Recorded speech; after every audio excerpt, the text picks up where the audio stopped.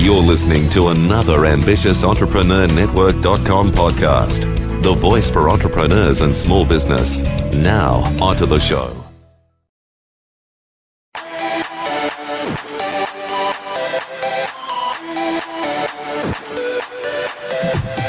Welcome to Industry Thought Leader Podcast.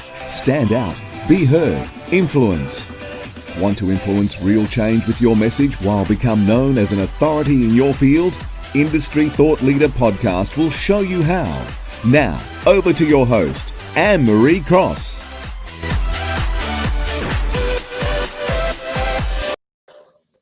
And welcome to another episode of Industry Thought Leader Podcast, brought to you by Industry Thought Leader Academy. Stand out, be heard, influence. And I'm your host, Anne-Marie Cross, also known as the podcasting queen. Now, my guest today says the quality of your life depends on the quality of your questions, because deep down, everything is an ask of ourselves or others. Joining me on today's show is Jacqueline Hawk. Jacqueline, she founded Soar Coaching and Consulting, and she coaches high-performing individuals and teams to become the leaders, the managers, and partners that they can be. Now, she spent 16 years in corporates and startups before owning her own firm, where she combines her business, neurolinguistic-programming, and coach trainings to create breakthroughs for her clients. Now, on today's show, she is going to share why it's so important to understand why you're not feeling heard or feeling understood. She's going to also share why using the voice that you have to speak up for what you want, as well as a life-changing, repeatable framework for getting clear on what you want and how to ask for it. Welcome to the show, Jacqueline. Thank you, Anne-Marie. Really excited to be here. I know when we spoke originally, I said to you, I need to get you on the show. I mean, how often do we not ask for something? A number of different reasons. I know that we're going to dive in today, but share with us a little bit, if you will, what led you to want to start to speak about this? Was this something that you'd experienced in your own life or maybe seen? What was that for you? It's both. And it goes back probably like many of us to even childhood, having grown up in a family where there was an element of do not speak until spoken to, but also be an independent, strong thinking woman. And it was confusing to try and figure out both, which one. And it meant that as I was growing up, and I was an athlete too, so for many people, it looked like I had a lot of things together. Things worked out for me, but internally, I wasn't speaking up. I wasn't asking. I often like to say that people give us what they want until we ask for what we want.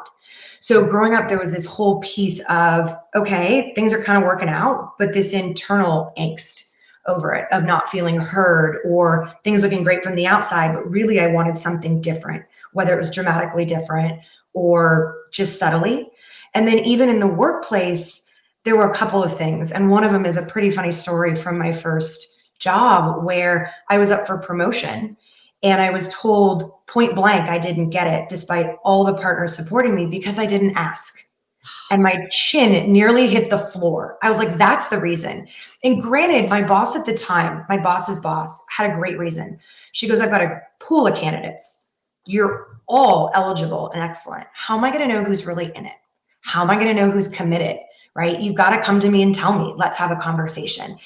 And as deeply angry as I was in many ways, I think partially myself, she was right in many ways too. Right? And it was one of those first lessons. And at the same time, two other quick points, while I was in the corporate world and specifically at Deloitte, I worked with a lot of high achieving people. But when I would look at their frustrations and why they had them around working relationships, schedules, you name it, it often boiled down to them not speaking up for what they wanted.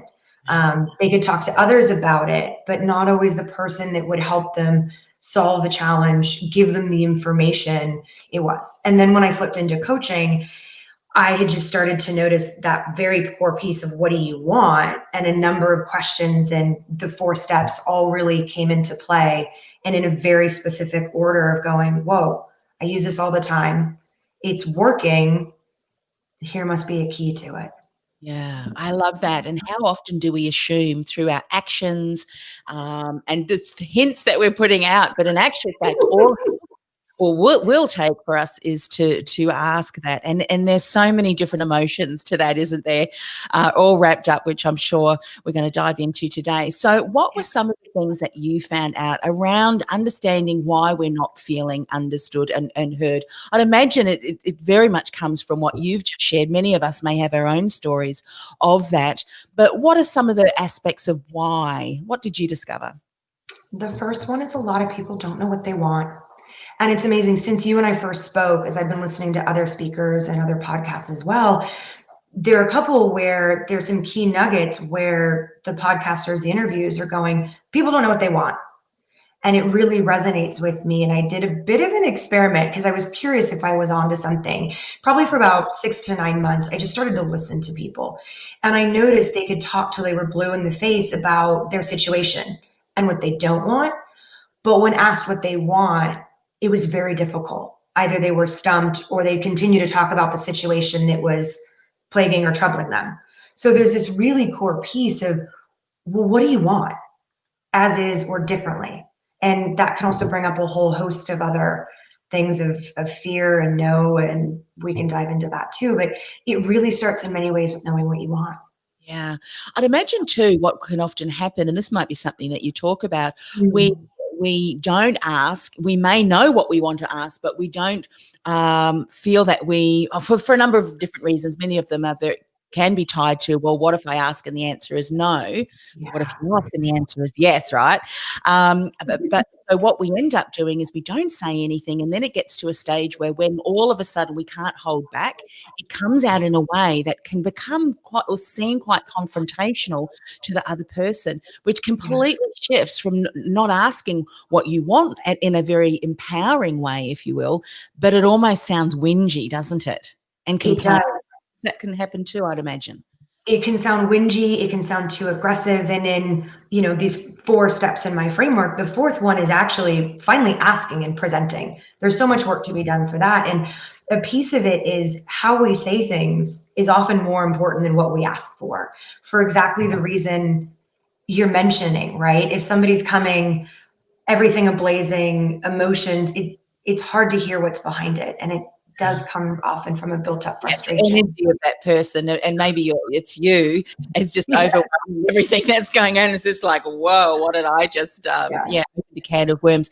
So are there any other aspects around the why? I mean, you've obviously identified one. Were there other things that you discovered too in your journey of research of this? Yeah, and it's actually where the 4 steps came from. So the first one really is, what do you want? Right. And actually the framework ended up being just a series of questions that you could put in a workbook. But the first one is really around, what do you want? Right. And when you can get clear on that, you actually have a compass to drive towards a North Star, if you're on track or not. The second one was around aligning it really with others, because knowing what we want, feeling into it, feeling great's awesome. But in a world where typically we have to work with or through others, we need to align that with what's going on in business, in personal, you name it. So how do we actually do that? And I was leading a roundtable yesterday going through each of these steps, and I'd equated it to, many of us have been in this situation on the receiving end, or admittingly the person walking through the door, and you just start to blurt out what you want. And you have no idea where the person's coming from, right? What does this mean? Why? What's the context? What's the impact? Versus actually thinking about true alignment of setting up, what is the situation in the context for what you're asking for, right? What's the impact, the risk if you do or don't get it? And then it actually really nicely tees up you to insert whatever that ask is. And then a number of other things with, what does the person want and their priorities? But people can really miss that. I think sometimes deep down they know, or they don't know and they're afraid to ask about that too, to figure out how to align it. And then the third one we've really alluded to, but it's powerful, is our own internal obstacles, right? The beliefs, the narratives, as Brene Brown says, the stories we tell ourselves. And it ends up being the third step. I originally had it step 2 because it feels so powerful, and it is. But what I realized is, once people get clear about what they want, they start to align it, and they think about engaging with somebody else, that's when they hit that internal resistance. They're like, whoa, those beliefs comes up. Well, this won't happen because of this. So actually working through the limiting belief and the narrative to quiet it, remove it, come up with a new belief. Because otherwise you can't get out of the starting gate, right? Yeah. Those internal beliefs. And then that last step is what we were talking about is, all right, you know what you want, you're aligned, you're managing your beliefs. Now, how do you present? How are you perceived? Tone of voice. This is actually a lot of the stuff people talk about when they hire somebody for executive presence, but in many ways I feel like that's a Band-Aid. Got to work at the other stuff. Yeah. Yeah. So We it's can follow up kind those. of all. Yeah.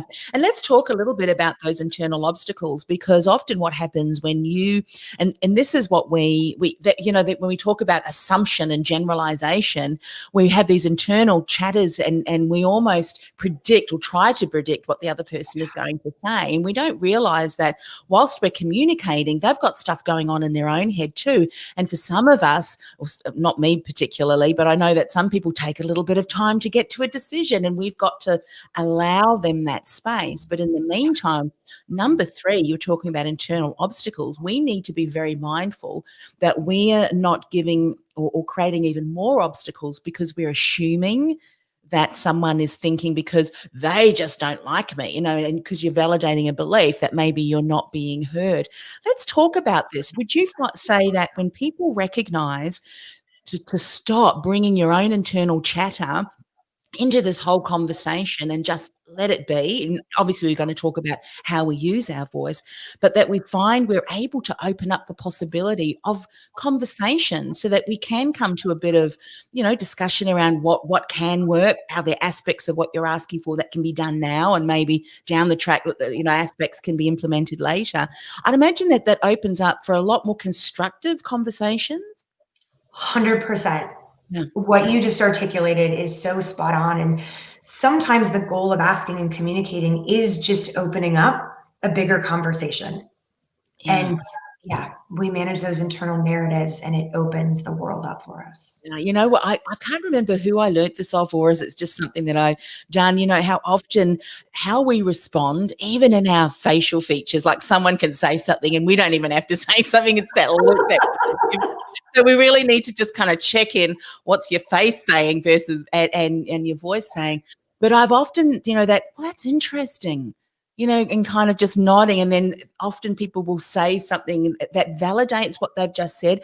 And what I love about that is so often we can go into judgment of someone else because they said something. But when you hear the context around why they think that, it opens up a whole opportunity for you to say, well, actually, I'm glad you said that. Let's unpack that a little bit and see if we can move forward around that area. It really can help, we can become far more influential in that way. Yeah. What other things have you found from those 4 steps? Obviously, getting what do you want, being clear about that. What are often some barriers that stop people from even getting clarity around what do I actually want? Great question. I'm now looking at it from the different directions of the other steps. One of the most common ones is when I'm leading workshops around this. People ask a question, well, okay, I'm working through the steps. Should I answer this with business or personal?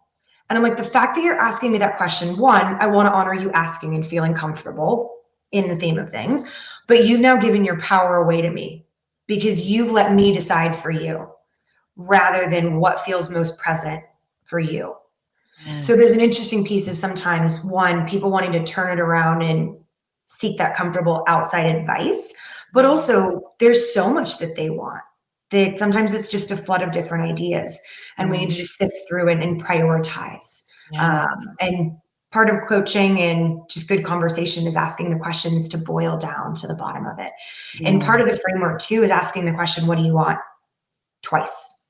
Yes. Because first time it's usually high level and the second time, like, you're getting to the goods. Yeah. It's like, when you ask the question of someone, how are you? They go, yeah, good. So, how are you? And then all of a sudden, really? Yeah. Why I ask, and I know we're going to dive deeper into using your voice and then that repeatable framework, is how often we realize really that the reason we're not getting what we want is we haven't clarified that. I remember when I was working in the career industry, Jacqueline, so many individuals, whether they're executives or even, senior management, hadn't really mapped out a career plan. Where do you want to go? What are some of the projects that you want to position yourself for? Because these are the stepping stones to get where you want. And when we don't even validate it for ourselves or voice it or write it down, even think about it, no wonder we seem to aimlessly kind of go in the direction of where we're being forced. And often what ends up happening is we end up in a place that we know we don't want to be. No, I didn't want to go through that. Well, that's because you hadn't actually ever determined or discerned where do you want to go. So I think for some people that in itself is going to be a huge light bulb moment. Yeah. I learned that lesson from a phenomenal mentor while I was living in London, because I had, when I moved from California to London, I pulled what somebody called like a geography, right? You want to fix some stuff, so you move and you take yourself with you, everything that brings. And the first couple of years I was in a job with Deloitte, it was awesome, but I was looking for some more growth. Found another boss, phenomenal. I was like, oh, this is what I want to do. And he rightfully challenged me. He said, what do you want from this role? Why are you leaving the other one? And have you sat down with both of us to say, here's what I want and how I can build the business, and give each of us a chance to answer it? And he's like, since this is also an internal move, I'm not going to take you on as much as I want to until you had this conversation with your potentially outgoing boss. And two things happened. It was the first time I actually had to sit down, or I did sit down with a blank sheet of paper and go, what do I want besides something different? And I think we all see people want change for the sake of change. And then exactly like you said, they may end up where they don't want to be, or there's something kind of wrong. And it was really powerful, because then also when I sat down with these two gentlemen and had the conversation, I felt confident to speak up because I thought it through, which is the purpose of a lot of this framework. But also, as I listened to each of them and talked about the business and what we were doing, it became very clear who I wanted to work for, where the growth was, where I would actually succeed. All these questions that are usually abstract for people became really concrete. And it was so cool. The decision became easy. Usually a hard decision became a lot easier.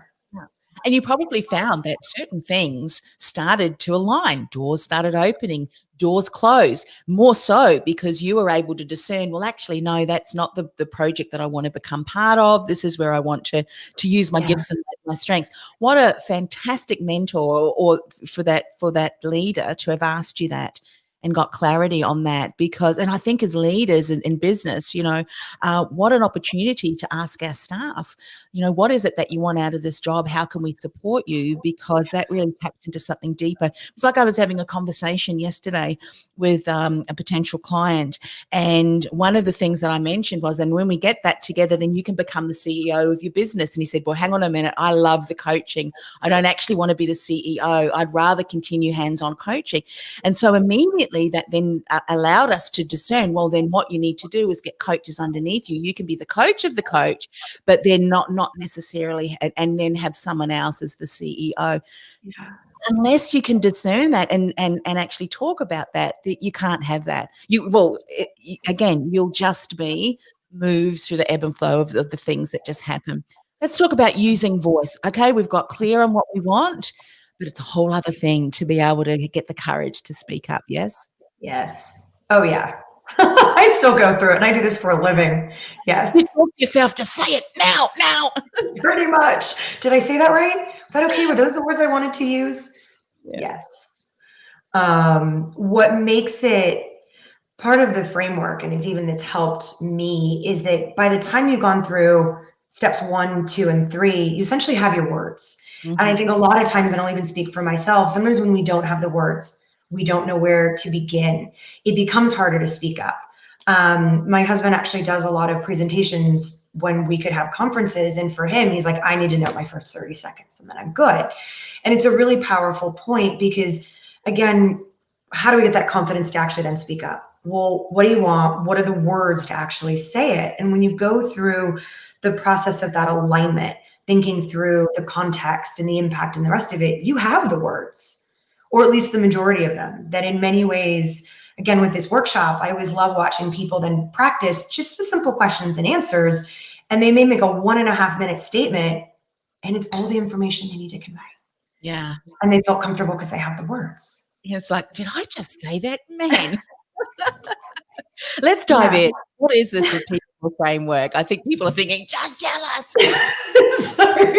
I know, like I sound like a broken record, but I guess I do use it a lot, which is a good thing. Yeah. But it's also when people get, I find folks saying, I want to be more nimble. I want to think on my feet. How do I do that? Like, that's really scary for a lot of people. And it goes back to what do you want to say and how, and thinking through some of those key points, even like your own bullet points, the preparation. Yeah. I think all of the aspects that we've spoken about, and I know you're going to share more in a moment, is so important. And, you know, often people will say, well, what aspects do I really need to nail? Where do I really need to focus? Well, I think there may be certain things that you need to practice and just get familiar with so that you can, like when you are presenting, the tone of your voice, how you speak, you know, is the inflection at the end going up? You know, if it's more of a question, you're not really coming through with that boldness than if you just state your case kind of thing. And it's all important, isn't it? Because everything that you say, how you say that, how you approach that is going to impact those around you and ultimately the result that comes from that. Yeah. And especially in this 2D world we're currently living in, we can't feel somebody's energy, but we can hear the sound of their voice. We can see their face, body language. You can kind of sense the emotions behind what they're saying. But what you're talking about is a reason that I love the Enneagram. And it's a personality test. There's 9 different core types, and it actually gets down to motivators, right? Rather than just behaviors. A lot of people can have the same behaviors, but what's really driving it? When you know what's driving it, then you can do something about it, right? Dial up your strengths, handle your blind spots. When it comes to communication, there is so much gold and insight into each of the 9 types and how they show up when they communicate. There's a certain type that is so enthusiastic as the visionary. They speak quickly. They synthesize quickly. They can lose people and sometimes seem like they don't know what they're talking about because of it. Just knowing that and having that shortcut and insight can help you redirect. Others that are really data driven and want to seek understanding can ask so many questions that they offend other people. The people on the receiving end might be like, do you think I can't do my job? You're asking all these questions, when maybe it's actually just for the love of information and curiosity and puzzles. So knowing that about ourselves is hugely powerful. And it's one of my favorite shortcuts when it comes to self-awareness and communication. Because not everybody will tell us that. No. They don't really know. Other people is just really is amazing too, isn't it? Because then you can learn. If someone does like to ask a lot of questions, then you just need to be in that space because that's what they need. I remember years ago, it was a colleague of mine, they weren't talking about the Enneagram, they were talking about DISC. There's a certain, aspects of the behavior. And she said, is that why? She said, my ex-husband used to drive me nuts because she'd ask him, how was your day? And he would go through from beginning to end. She was thinking, I really don't care about that. She would have been a little bit more patient because she was a really high D. Just a simple great would have been fantastic. Thanks. Yeah. It's interesting because, we all bring, when we look at it through the lens of, well, we're all unique and we're all different, and just let that be and not go into judgment. I think we realize just how interesting humans are. Some are more interesting than others. But anyway, that's a whole other topic. But we'll be here for a long time on that one. That's right. We've only got a short amount of time left for this interview. So the life-changing repeatable framework for getting clear on what you want and how to ask for it. Yeah. Yeah. It's cool. And my head just got flooded with where to go on this. Is there a place that you would like to start? Well, we've talked about, some of the things that can take us off in a different direction because number one, we're not really clear on that.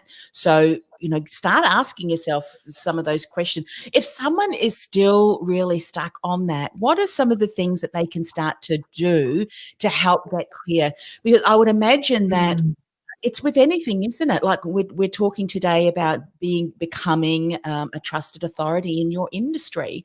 Well, number one, how can you become a trusted authority if you don't know what you want to become a trusted authority in? So those kind of aspects. But then, of course, someone may be involved in a team, whether it be their own team or maybe working with a client. So, but if we're not clear on that, what are some things that you've done and maybe seen others do that has helped them get clarity? Trial and error.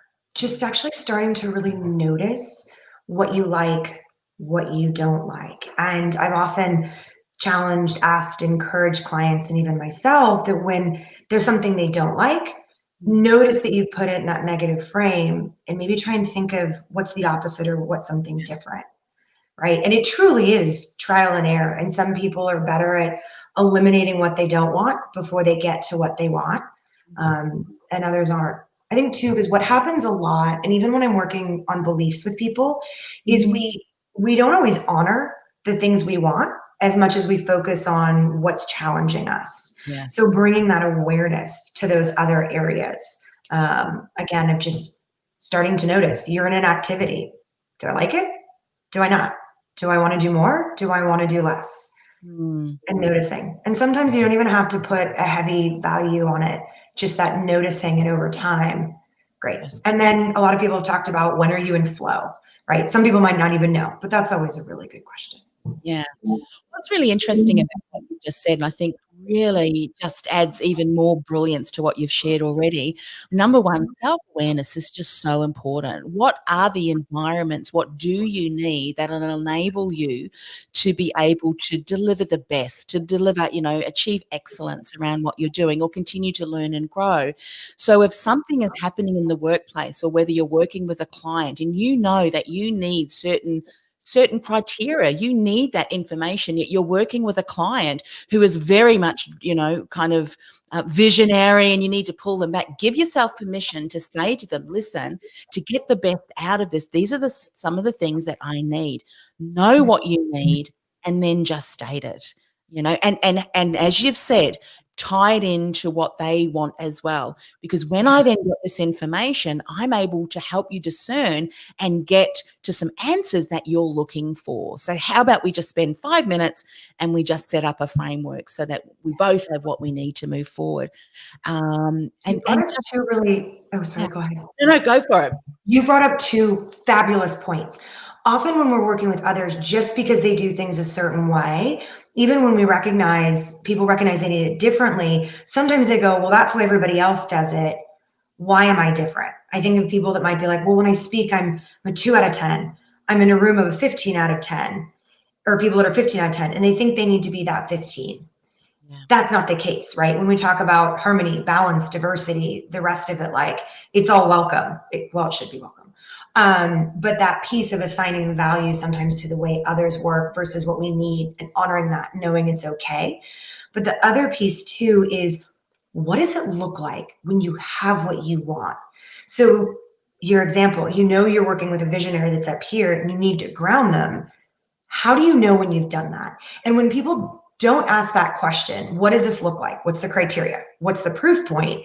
They're often going to miss the mark. And sometimes I'll be bold to say you're going to fail, because then you don't have the proof points, right? Is it bringing somebody down means I want to sit down with them once a week and get real operational on these visions? Is it once a month? What does it actually look like? What are you seeing, hearing, doing? What's actually different? So you know what to change or what to ask for, versus just saying, I need to ground this. That could mean, back to assumptions, a gazillion different things. So being able to say, well, what does that look like, is really powerful. Yeah, so important. Something that you said, and I know that we've really only scratched the surface, but it's it's a great way to have a conversation around this, I think, because there are some of us that may know that where we're at is nowhere near where we want to be. Yet some of the reasons that we spoke about today, we need to get clear on and then implement some steps. And so I love that you're talking about, who are you being? I remember years ago when we were developing in a mastermind our vision and our mission and purpose statements and so forth. And I remember thinking to myself, I want to be more courageous.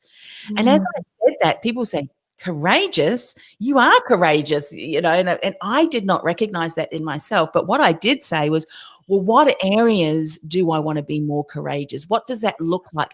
Who do I have to be? And what am I doing now that's inhibiting me from actually stepping into that? So that's something that I think we've kind of touched on that.